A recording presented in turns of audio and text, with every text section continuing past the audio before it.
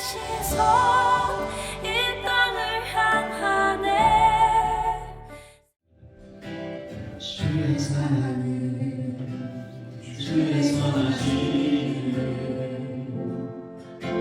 주의 은혜를 생각해보라. 하늘보다 더 높으신 아버지의 사랑 그도 놀랐네. 아버지 사랑 그도 놀랐네. 주의 사랑을 주의 선하심을 주의 은혜를 생각해보라. 하늘보다도 더 높으신 아버지의 사랑 그도 놀랐네. 아버지 사랑 그도 놀랐네. 내 몫이 사랑이 주니 내 몫이 주의 긍휼이 주니 내 영혼을 모든 속 만족시킨 하나님. 주의 사랑을 주의 선하심을 주의 은혜를 생각해보라. 하늘보다 더 높으신 아버지의 사랑 그도 놀랐네. 아버지 사랑 그도 놀랐네. 날 잃고 헤맬 때 그 사랑을 찾아내셨네.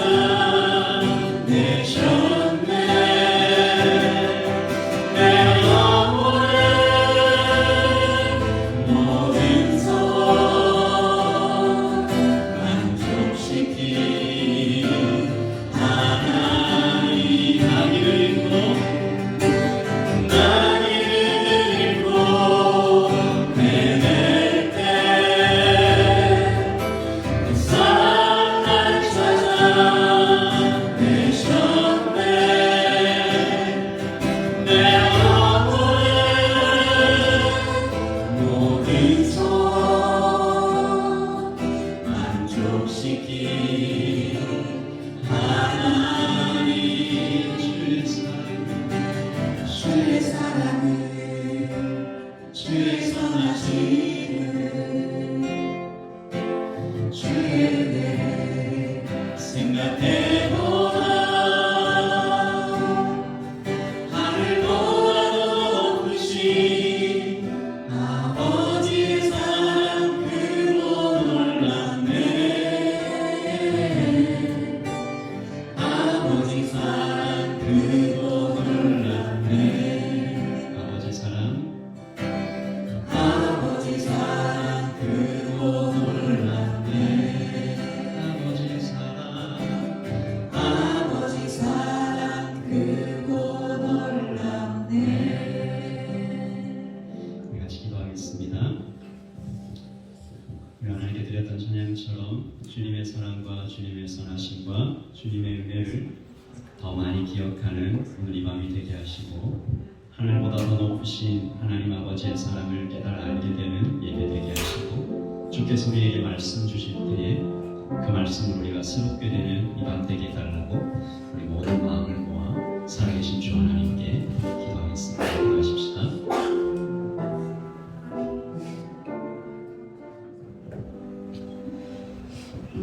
함께 기도하겠습니다. 예레미야의 하나님의 말씀에 여호와의 인자와 긍휼이 무궁하심으로 우리가 진멸되지 아니함이니이다. 이것들이 아침마다 새로우니 주의 성실함이 크시도소이다. 살아계신 하나님 참 감사합니다.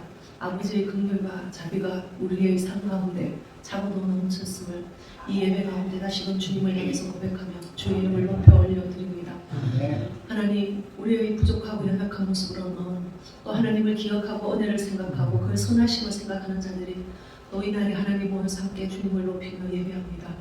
하나님, 우리의 심령 가운데 주의 성령의 뜨거움을 불어넣어 주셔서 예배할 때마다 참으로 우리가 가질 수 없는 그 은혜가 하늘로부터 내려오는 것을 우리가 경험하고 깨닫는 참으로 하나님이 기뻐하시는 산제사 예배가 되어질 수 있도록 주의 성령께서 도우시고 계속적으로 우리 가운데 역사하여 주시기를 간절히 소망합니다. 하나님, 그래서 하나님이 되심이 어떠하심을 우리가 계속적으로 깨닫게 하시고 또 말씀을 통해서 배우는 자가 되게 하여 주십시오. 무엇보다 하나님, 우리가 주야로 주의 말씀을 붙들고 실험하기를 멈추지 않는 저희 모든 지체들이 되어지기를 간절히 소망합니다. 하나님, 우리의 모든 명철과 지혜가 하나님 아버지께로 오는데 그 아버지의 말씀이 하나님 우리 가운데 두게 하시고 또 배우게 하시고 깨닫게 해주신 이 주의 말씀을 하나님 날마다 주의 말씀 앞에 나아가는 저희 한 사람 한 사람이 되어질 수 있도록 도와주십시오. 그래서 우리가 이 시대를 보고 또 하나님 이때를 어떻게 하나님을 향해서 기도해야 될지를 깨닫는 심령들이 되어질 수 있도록 하나님 도우시고 함께하여 주시옵소서. 그래서 하나님, 우리의 기도가 참으로 방향성이 없이 그렇게 하나님 우리의 원대로가 아니고 우리의 소망대로가 아니라 온전히 말씀 안에서 계시하시고 또 하나님 앞에 엎드릴 때마다 우리에게 가르치시는 그 주의 뜻과 주의 의를 위해서 기도해 나가는 저희 지체들이 되어질 수 있도록 도우시고 함께하여 주시옵소서. 그래서 우리가 정확하게 아버지의 마음을 가지고 아버지의 뜻을 쫓아 그렇게 기도해서 하나님 이 시대 가운데 우리가 나아가야 될 그 하나님께서 따라오라는 그 빛과 길이 되신 그 길을 온전히 하나님 따라갈 수 있도록 도와주십시오. 그래서 하나님 이 시대에서 말하고 또 우리에게 들려지는 모든 하나님께로 오지 않은 가치들과 생각들을 하나님 끊어내 주셔서 전심으로 하나님을 따르고 하나님 말씀하신 그 길을 따라 걸어가기에 부족하지 아니하도록 주의 성령께서 도우시고 인도하여 주시길 간절히 소망합니다. 무엇보다 그래서 하나님 우리가 예배를 드리기를 멈추지 않게 하시고 하나님 앞에 나와서 예배드리는 이 시간이 정말 하나님이 기뻐하시고 하나님 원하시는 시간임을 깨달아 하나님 모이기를 힘쓰게 하시고 모일 때마다 예배하며 주의 이름을 높이기를 하나님 쉬지 않는 저희들이 다 되어질 수 있도록 도와주십시오. 무엇보다 개인이 각자의 자리로 돌아갈 때마다 하나님 기도하는 시간을 계속적으로 주님 기도하며 주님 앞에 나아갈 수 있는 마음을 더하여 주시고 또 하나님 불러주셔서 우리가 게으르지 않고 주의 뜻을 따라 참으로 개인적으로 보이지 않는 곳에서 골방에서 기도하는 신령을 부어주시옵소서.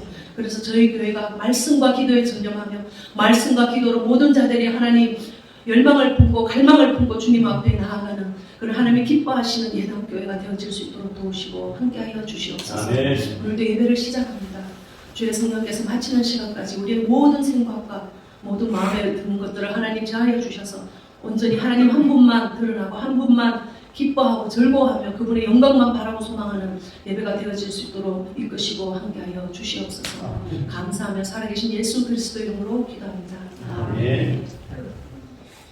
너희 하나님이 이르시되 너희는 위로하라 내 백성을 위로하라.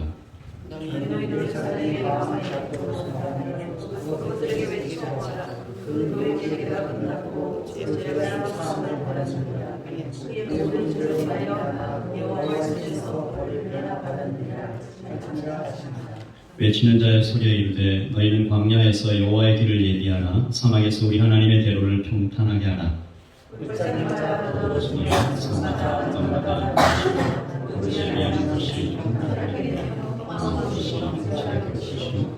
여호와의 영광이 나타나고 모든 육체가 그것을 함께 보리라. 이는 여호와의 입이 말씀하셨느니라.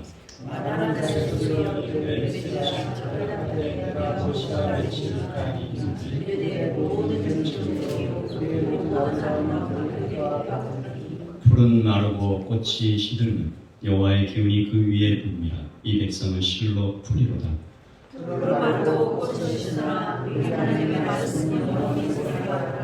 아름다운 소식을 시온에 전하는 자여 너는 높은 산에 오르라. 아름다운 소식을 예루살렘에 전하는 자여 너는 힘써 소리를 높이라. 두려워하지 말고 소리를 높여 유다의 성읍들에게 이르기를 너의 하나님을 보라.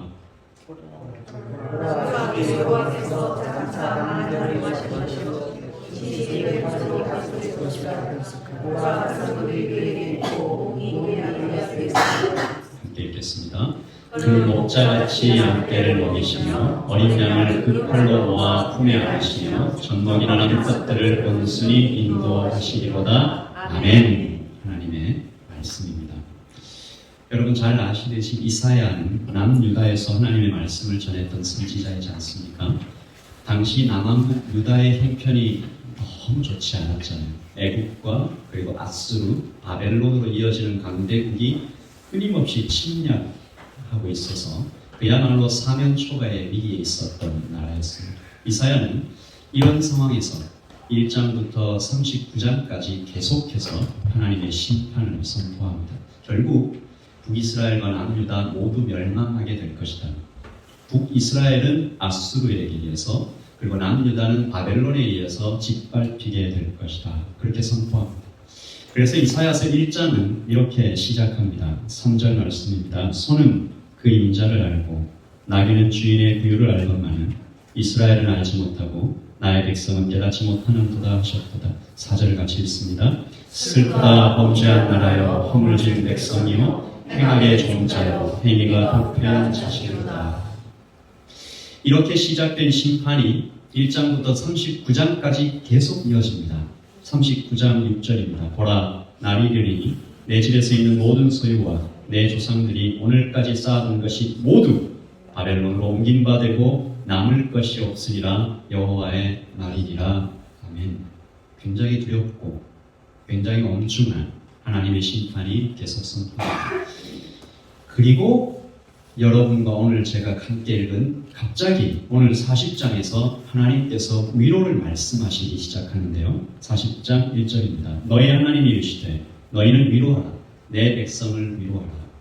이사야 입장에서도 이게 참 당혹스러웠을 것 같다. 참 좋은 소식이긴 한데 이사야가 그래서 묻습니다. 하나님 무슨 말로 위로할 수 있습니까?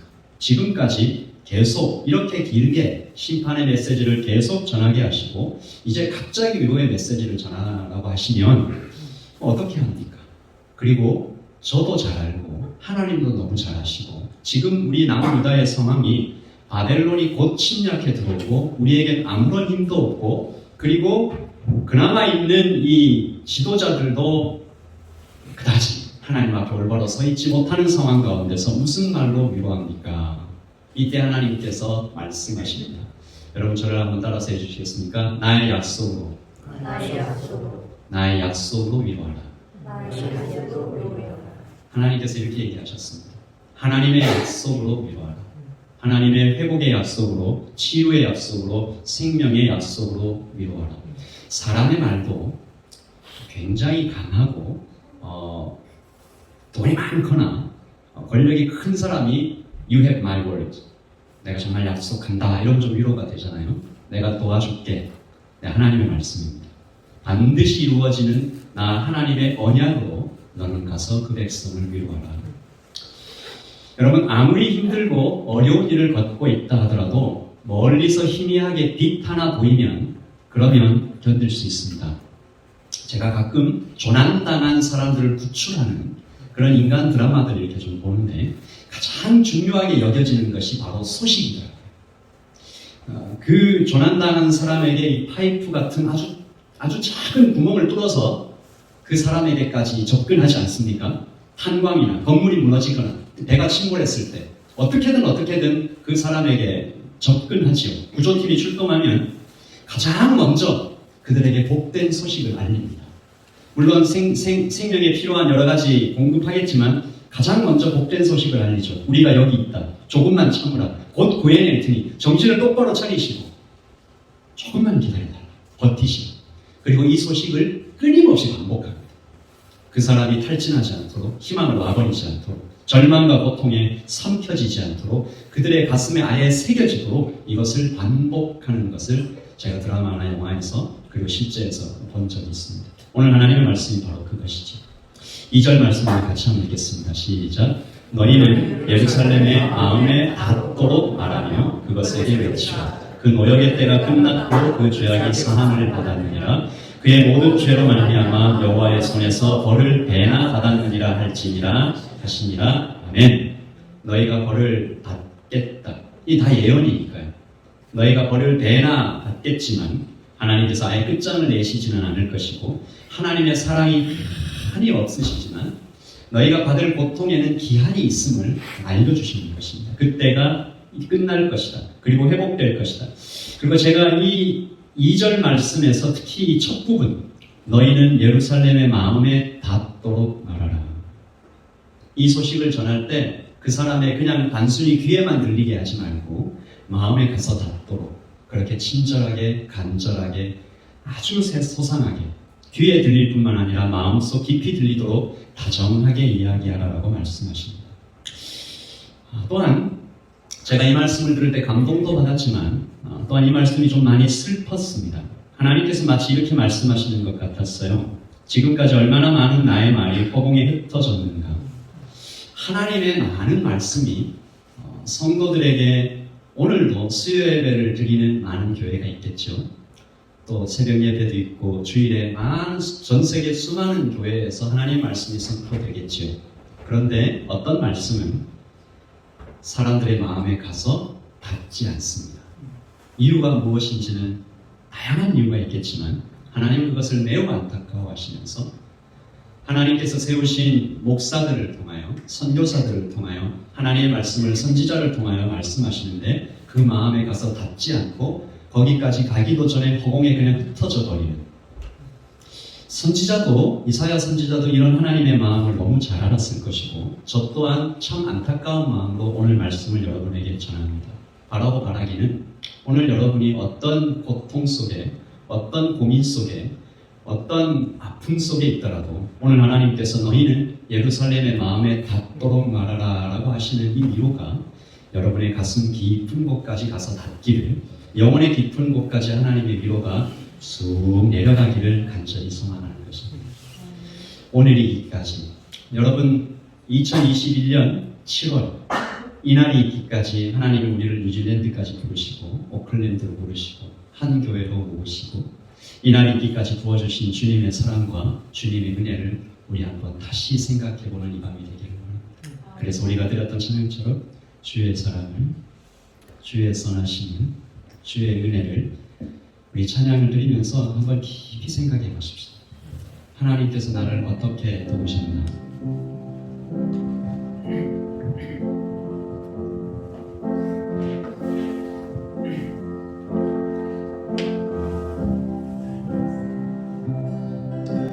주의 사랑, 주의 선하심을 주의 은혜 생각해보라. 하늘보다 더 높으신 아버지의 사랑 크고 놀랍네. 아버지 사랑 크고 놀랍네. 한번 다시 생각하십시다. 주의 사랑 주의 선하심을 이때까지 주의 은혜 생각해보라. 하늘보다 더 높으신 아버지의 사랑 크고 놀랍네. 아버지 사랑 크고 놀랍네.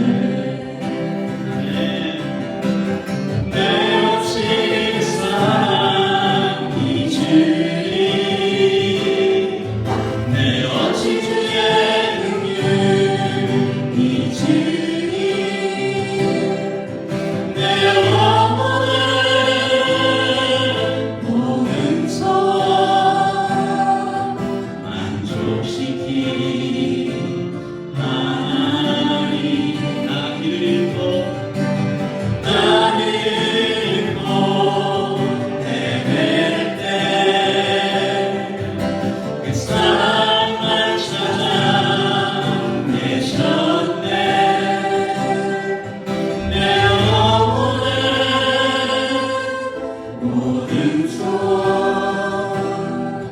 만족시키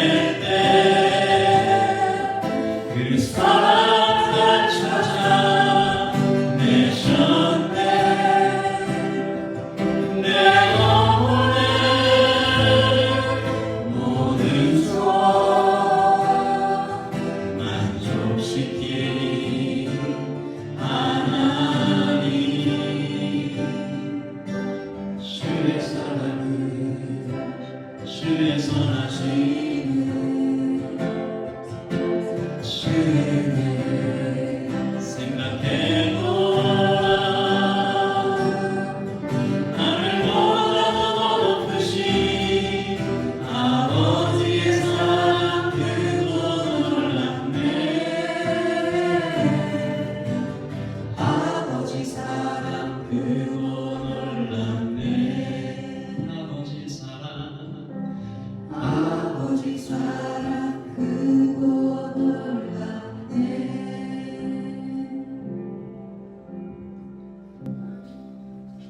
주님의 사랑이 우리를 찾아내셨던 여러 가지 순간들이 있음을 고백합니다. 오늘 말씀도 자세히 보면 하나님께서 하나님 당신의 위로를 당신의 사랑하는 백성에게 전하고 싶어 하시는 그 마음이 너무나 진하게 묻어 있음을 우리가 말씀을 통해서 알 수 있습니다. 말씀을 크게 세 부분으로 좀 나눠 볼 수 있는데 세 부분 다 내용이 비슷비슷하고 그리고 모두 하나님께서 부르시는 소리로 시작합니다. 3절을 보시면 외치는 자의 소리요. 6절에 보시면 말하는 자의 소리요. 9절에 보시면 아름다운 소식을 시온에 전하는 자요. 하나님께서는 당신의 그 사랑의 메시지를 이 사람에게 부탁해서 빨리 전하고 싶은 겁니다. 외치는 자의 소리요.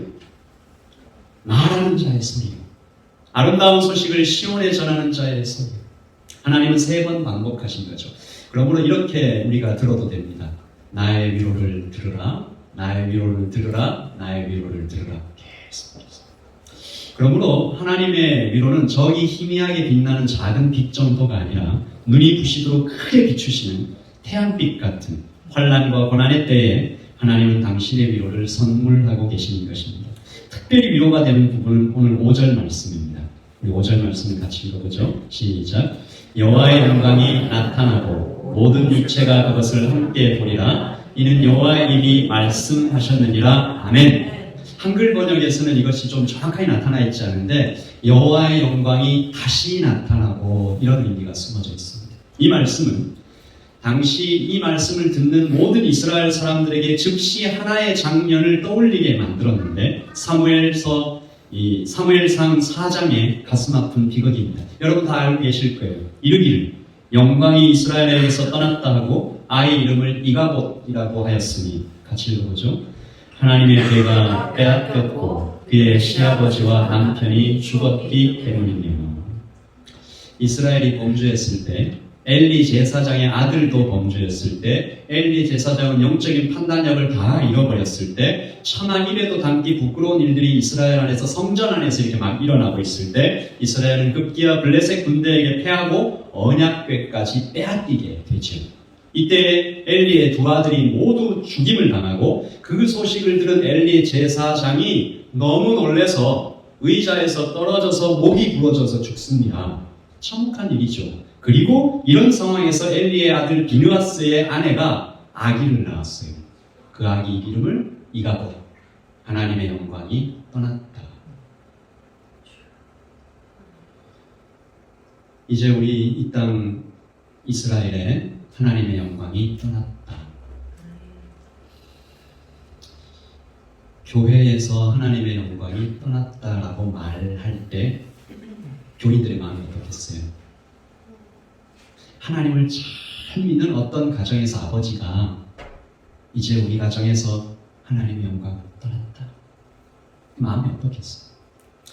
오늘 아침 우리가 읽었던 이사야 말씀이 생각나지 않으십니까? 우리 14절 말씀이었죠. 같이 읽어볼까요? 시작. 버러지 같은 너 야곱아, 너 이스라엘 사람들아 두려워하지 말라. 나 여호와가 말하니 내가 너를 도울 것이라. 내 구속자는 이스라엘의 거룩한이니라. 아멘.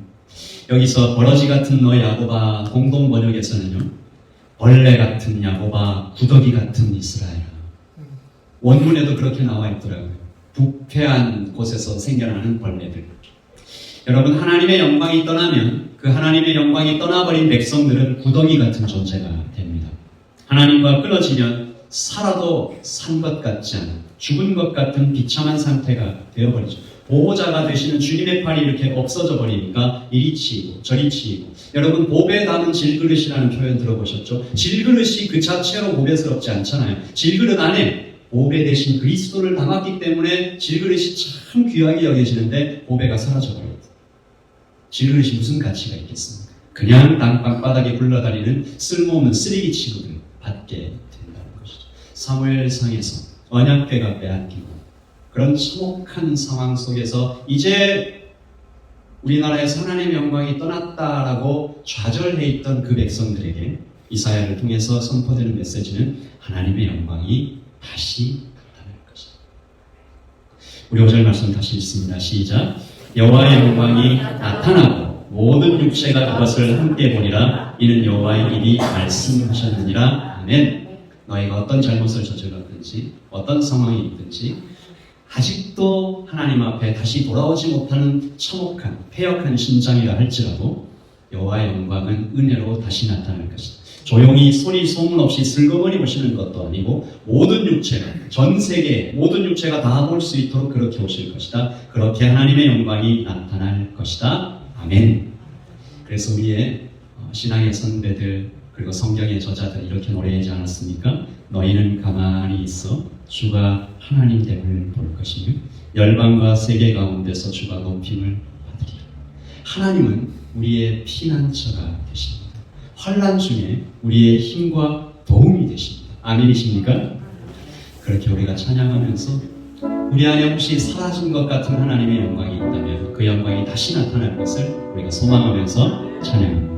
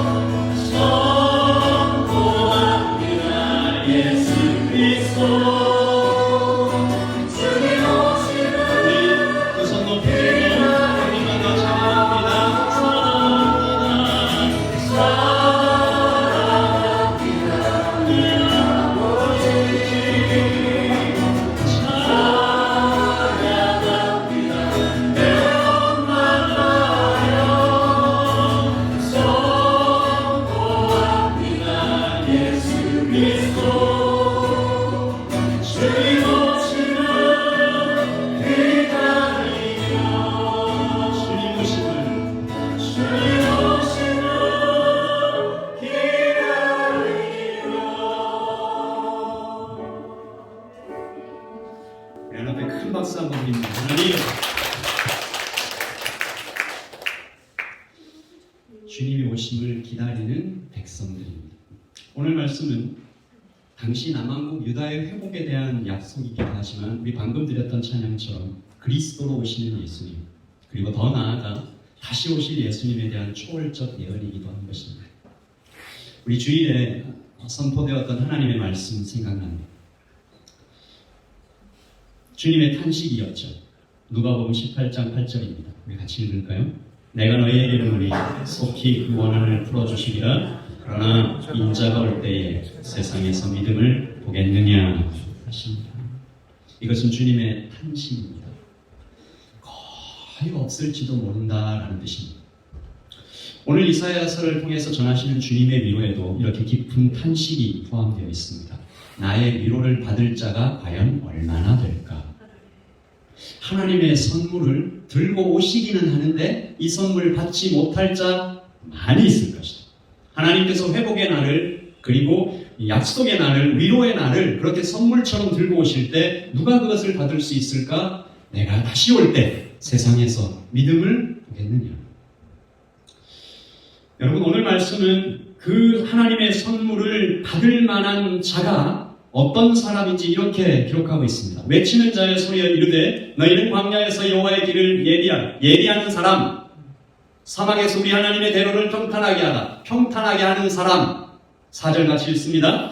골짜기마다 도두어지며 산마다 언덕마다 낮아지며 고르지 아니한 곳이 평탄하게 되며 험한 곳이 평지가 될 것이요. 아멘.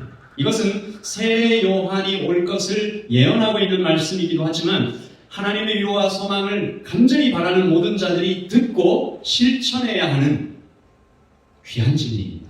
말씀 이렇게 간단하게 우리에게 명령하시죠. 이 선물을 받을 자는 평탄케 하는 자이다. 공동번역으로 제가 이걸 읽어보겠습니다. 모든 골짜기를 메우고 산과 언덕을 깎아내려라. 절벽은 평지를 만들고 비탈진 산골길은 넓혀라. 그러면 여호와의 영광이 나타나리라. 두 가지로 얘기해 볼 수 있겠죠. 골짜기는 낮추어라. 아니, 골짜기는 높이라. 산과 언덕은 낮추어라. 낮아져 있는 것은 높이라. 높아져 있는 것은 낮추어라. 여러분 이렇게 되면 어떤 현상이 나타나는 것일까요? 여러분 혹시 보신 적 있습니까? 이렇게 넓게 펼쳐진 평평한 평지, 평양, 건물도 없고 산도 없는 끝도 없는 몽골 평야 같은 그런 평야가 쫙 펼쳐져 있으면 거기에 깃발을 높이 들고 좋은 소식을 전하시는 왕이 오시면 멀리서도 보입니다. 막힘없이 그분만 보입니다. 산에 막히지도 않고 골짜기에 가리지도 않습니다. 이것이 소망과 위로를 기다리는 성도의 자세입니다. 그리고 주님이 기뻐하시는 교회의 모습입니다. 그러므로 우리의 삶에 주님 외에는 어떤 것도 돋보이지 않도록 우리는 낮추어야 합니다. 교회 안에 사람의 이름이 높아지는 것을 경계합니다. 총회 안에 교회의 이름이 높아져 있는 것을 두려워합니다. 그러면 평탄하지 않은 것입니다. 낮추어야 됩니다. 그러면 주님의 위로가 자꾸 막힙니다. 주님께서 능력이 없으셔서가 아니죠. 주님의 귀가 어두워서가 아닙니다. 손이 짧아서 닿지 못하시는 것이 아닙니다. 주님께서 한없이 겸손하셔서 막혀진 것들 뒤에서 올지어다 내가 문 밖에 서서 두드리노니 누구든지 내 음성을 듣고 문을 제발 열지 않겠느냐. 기다려주시는 것이죠. 우리는 얼마나 낮춰야 될까? 평지를 만들려면 얼마나 낮춰야 될까? 우리 여러 가지 생각을 할 수 있지만 저는 한 스토리를 좀 나누고 싶습니다. 김제시 금산교회를 설립한 조덕삼 장로, 이자익 목사, 1879년, 1558년 이때의 일입니다. 이 조덕삼 장로라는 분이 유지였습니다. 그 마을에 가장 큰 집을 소유하고 있고 농토를 많이 보유하고 있었는데 아주 어릴 때 이자익이라는 한 어린 친구를 거두었습니다. 부모를 잃고. 그래서 집에서 노비로, 종으로 이렇게. 그런데 너무 이렇게 그 조덕삼이라는 분이 너무 좋은 분이라 이자익이라는 분을 잘 대해줬습니다. 자기 아들과 함께 공부할 수 있도록 글을 가르치고. 이 조덕삼이라는 분이 예수님을 믿게 되었습니다. 그리고 이자익이라는 분도 함께 교회에 출석하게 되었죠. 선교 데스터라는 어떤 선교사님이 그 두 분을 이렇게 가르치고 그 마을에서 하나님의 복음을 전했는데 이 교회가 점점 건강 이렇게 든든해지다가 사람이 많아지고 나니까 어느 날 그 선교사님이 개척하고 3년쯤 됐을 때 이 장로 선거가 있게 되었습니다. 직분자 투표가 있게 됐죠. 공교롭게도 주인인 조덕삼 씨와 종인 이자익 이분이 똑같이 후보로 올라가게 되었습니다. 사람들이 똑같이 후보로 올라간 그 사실만으로도 깜짝 놀랐습니다. 이제 이 교회 좀 힘들겠다. 어떻게 주인과 종이 같이 후보로 올라가지? 많이 걱정했습니다. 그런데 결과는 더 놀라웠어요. 조덕삼 씨가 떨어지고 이자익이라는 종이 장로예요. 그때 조덕삼 씨가 이렇게 나와서 이렇게 말했습니다. 우리 금산교회 성도들은 참으로 훌륭한 일을 해내셨습니다. 저희 집에서 일하는 이자익 집사는 저보다 신앙의 열기가 대단합니다. 그를 뽑아주셔서 참으로 감사합니다. 그 말 한마디로 모든 사람들의 우려를 잠재우고 그 이자익이라는 분이 장로가 되었습니다. 이자익 장로님은 이제 가끔 선교사님을 대신해 설교를 하기도 했는데 그때마다 이 조덕삼 주인은 그 앞에서 꿇어앉아 말씀을 들었다 합니다. 후에 자신의 집을 헌납해 금산교회를 세우고 급기야는 이 이자익 장로님을 신학교에 보내서 후원하여 목사가 되게 한 후에 다시 청빙하여 본인의 교회의 담임 목사로 세우시고 그리고 자신은 후에 장로가 되어 이자익 목사, 조덕삼 장로로 평생 함께 동역했다고 합니다. 지금도 이 금산교회에 이 놀라운 이 겸손의 정신을 기리기 위해서 거의 매주 수많은 교회들이 함께 가서 예배하고 그 마음을 배운다 합니다. 여러분, 높아진 것들은 낮추어야 합니다. 하나님 앞에서 하나님의 교회 안에서 똑같이 그렇게 하나님의 교회 안에서 사람의 이름이 높아지는 것, 총회 안에 교회 이름이 높아지는 것, 그 누구의 이름도 다 낮춰야 하는 것이죠. 그리고 낮아진 것들은 높여야 됩니다. 여러분, 신앙의 기준을 높이기를 바랍니다. 축원합니다. 여러분의 신앙의 기준을 최대한 높이시기를 바랍니다. 여러분 안에 있는 좌절과 근심과 불안과 염려는 한 번에 끊어내야 됩니다.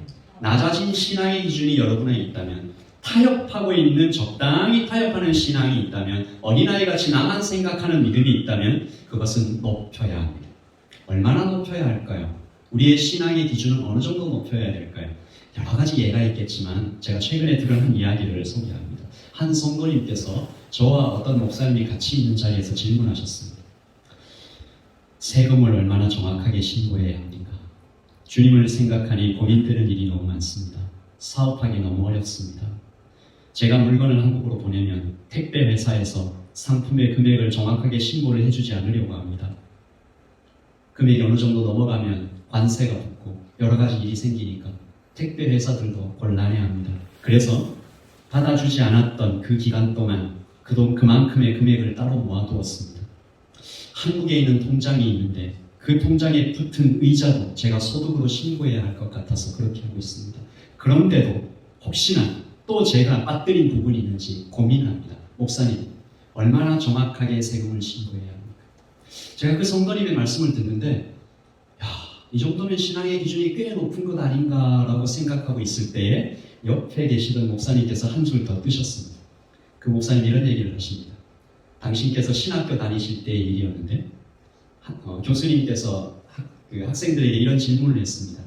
독일군에게 쫓기던 유태인이 자기의 집으로 훅 들어와서 날 좀 숨겨주시오. 그 목숨이 염려돼서 숨겼습니다. 조금 있다가 독일군이 쳐들어오죠. 독일군이 묻습니다. 여기에 쫓겨 들어온 유대인이 있느냐?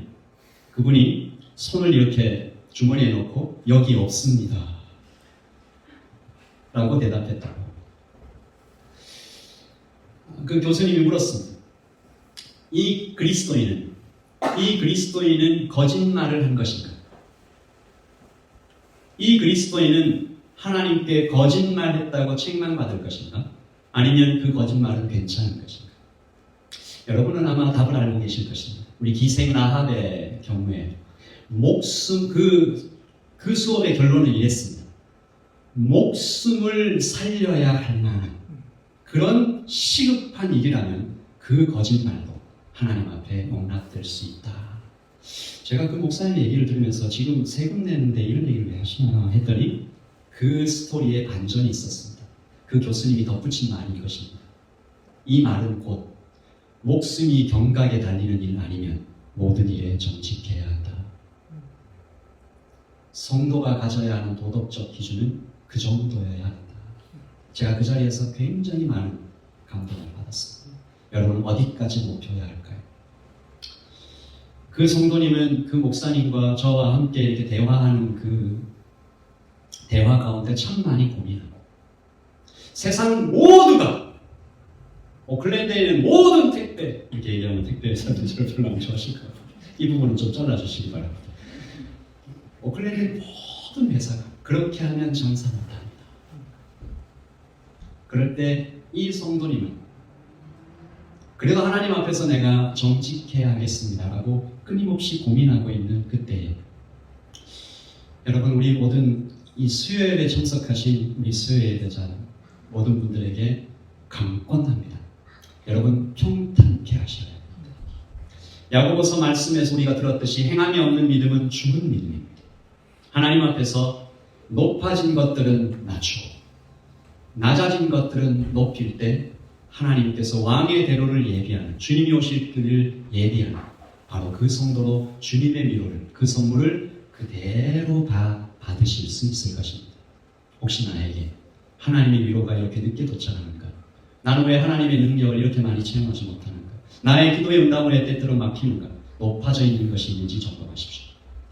너무 낮아져 있는 것이 있는지 점검하십시오. 나는 늘 그저 대충대충 타협하며 그렇게 신앙생활을 하는 것인가? 주변 사람들 다 그래요. 목숨이 경각에 달려 왔다 갔다 할 정도가 아니면 그리스도인은 정직해야 한다. 교회 안에 하나님 외에 높아져 있는 것들이 모두 낮춰지고 또 하나님 보시기에 슬픈 것들이 낮아져 있던 것들이 다 다시 높아져서 평지가 돼요. 저기 멀리에서 깃발 들고 군마 타고 오시는 예수님의 하나님의 위로가 멀리서도 잘 보여. 그 하나님의 위로를 한 푼 가득히 선물 받으시는 여러분 모두가 되시기를 예수님의 이름으로 축복합니다. 그래서 우리는 이렇게 찬양할 것입니다. 내가 주인 삼은 모든 것은 다 내려놓고 그렇게 주님 앞에 나아가겠습니다. 내가 사랑했던 모든 것도 다 내려놓고 평탄케 하라시는 주님의 말씀을 듣습니다.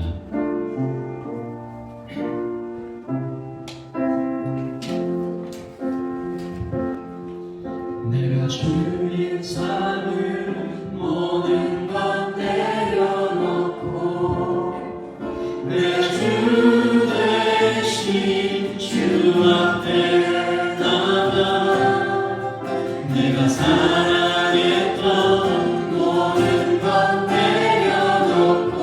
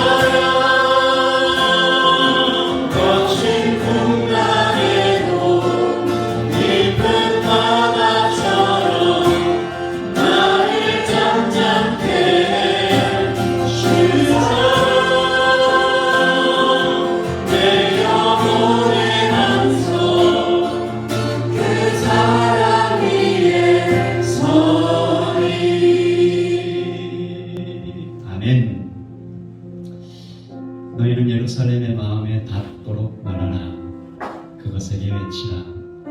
우리는 오늘 밤에 하나님의 위로를 듣습니다.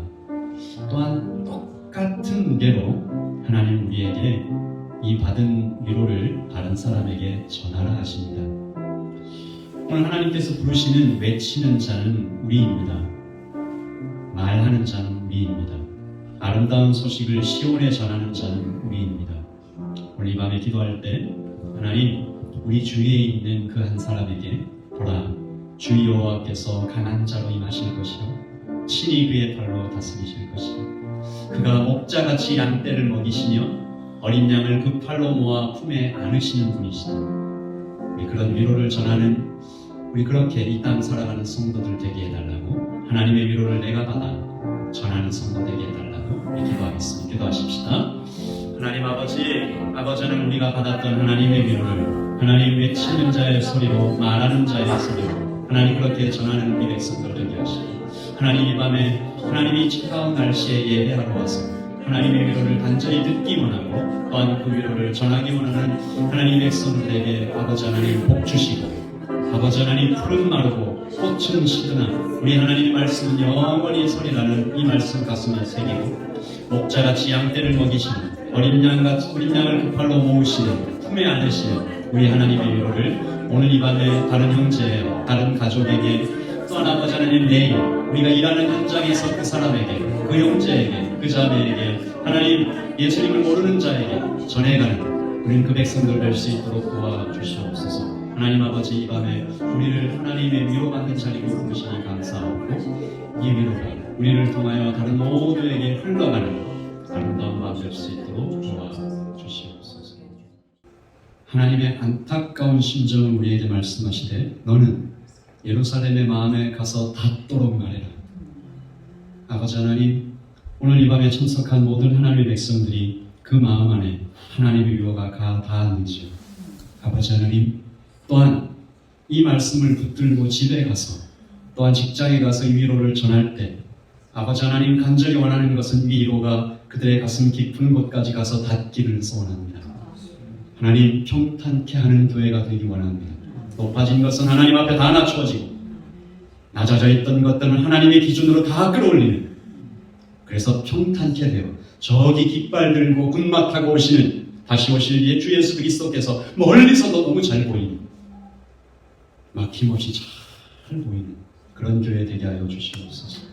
야당 교회에 누군가가 왔을 때 여기는 오직 예수 그리스도의 이름만 그렇게 높여지는 교회구나 하는 그렇게 고백되어 줄 수 있도록 우리 교회를 평탄케 하여 주시옵소서. 이 밤에 예배하러 온 모든 하나님의 백성들에게 목자같이 양떼를 먹이시며 어린 양을 그 팔로 모아 품에 안으시는 젖먹이는 암컷들을 온순히 인도하시는 하나님의 위로가 가슴에 가서 닿았기를 우리 주님 간절히 소원합니다. 지금 이 순간 우리 예수 그리스도의 그 크신 은혜와 하나님의 사랑과 성령의 교통하심이 여기에 하나님의 위로를 받기 원하는 그래서 삶을 주님 앞에서 평탄케 하기를 원하는 그래서 그 위로받아 또 다른 사람들에게 나누기를 원하는 여기 모인 모든 하나님의 백성들 머리머리에 가정과 경영하는 사업과 자녀들과 하나님 아버지 모든 그 소망과 미래를 지금부터 영원토록 함께 있을 지어다. 아멘. 주님의 시선